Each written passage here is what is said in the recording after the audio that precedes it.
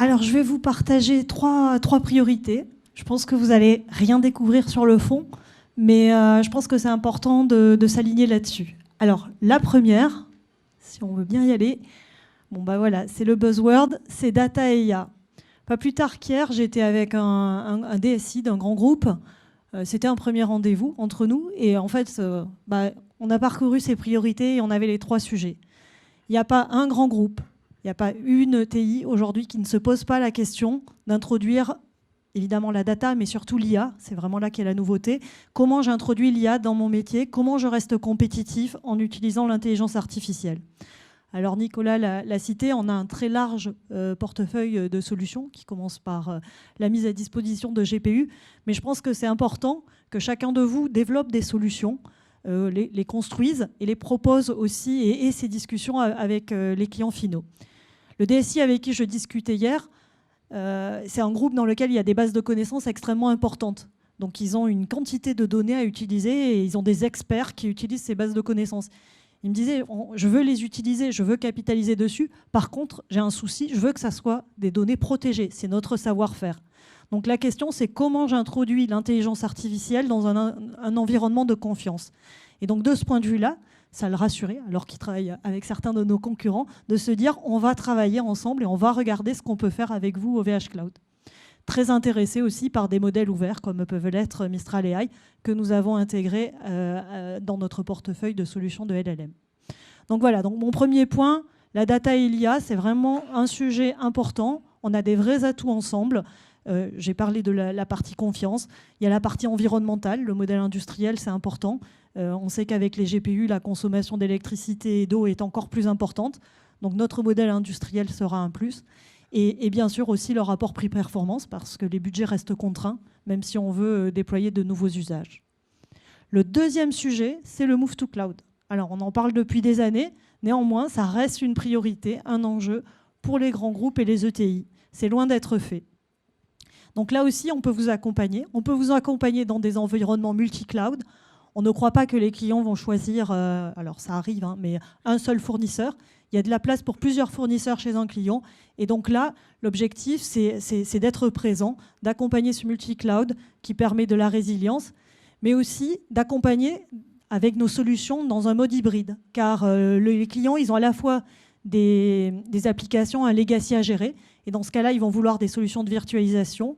Et parfois, ils vont déployer des nouvelles applications qui vont vouloir cloud native. Donc, ils vont avoir besoin d'environnement Kubernetes. Donc, chez nous, on a tout cet ensemble de solutions pour accompagner les différents projets des clients.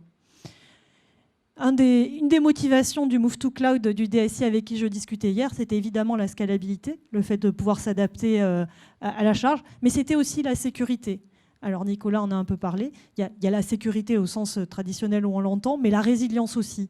Et donc les besoins de sites de backup, de PRA, notre offre de haute disponibilité en région parisienne avec les 3 AZ, on a les premiers clients déployés qui sont extrêmement satisfaits, est un véritable atout pour proposer des solutions de haute disponibilité à vos clients finaux.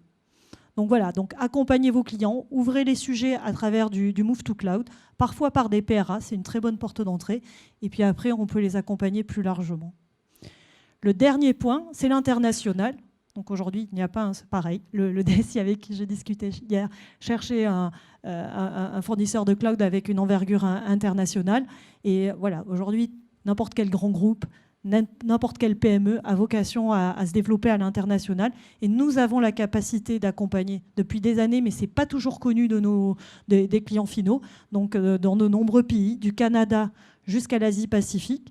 Et nous avons par ailleurs lancé un plan extrêmement ambitieux avec le déploiement de 150 local zones dans les 3 années à venir pour être présent partout, en Amérique du Sud, en Afrique, au Moyen-Orient, en Asie. Moi qui travaille sur la zone Afrique-Moyen-Orient, je peux vous dire que les sujets de souveraineté au sens data residency, où est-ce qu'on héberge les données, sont extrêmement importants sur la zone. Et donc, à la limite, en France, on dit qu'on parle beaucoup de souveraineté, mais je peux vous dire que quand on va au Maroc ou aux Émirats arabes unis, c'est un sujet qui est encore plus important, encore plus, entre guillemets, contraignant. Et donc, c'est important d'avoir des solutions pour pouvoir héberger les clients dans ces pays-là. Donc, notre prochaine local zone à ouvrir cet été, ça sera d'ailleurs le Maroc, et on sera présent au GITEX pour annoncer aussi notre stratégie de développement sur l'Afrique et le Moyen-Orient. J'en profite pour vous le partager. Donc voilà les 3 priorités. Pas de nouveautés, mais je pense qu'on a les bonnes solutions pour vous accompagner. Et on sera ravis de travailler chacun de ces sujets avec vous. Merci à vous et je laisse la parole. Je la reprends. Merci Caroline. Merci pour ces éléments. Donc, vous l'avez compris, bien entendu, le scope d'OVH Cloud est très international. Le poids de la France est aussi on est un contributeur fort, hein, bien entendu, de par le pays de naissance d'OVH Cloud en tant que tel, OVH à l'époque. Voilà, donc on a aujourd'hui une forte contribution de la France sur différents leviers. Donc, on accompagne cette expansion aussi avec vous, bien entendu.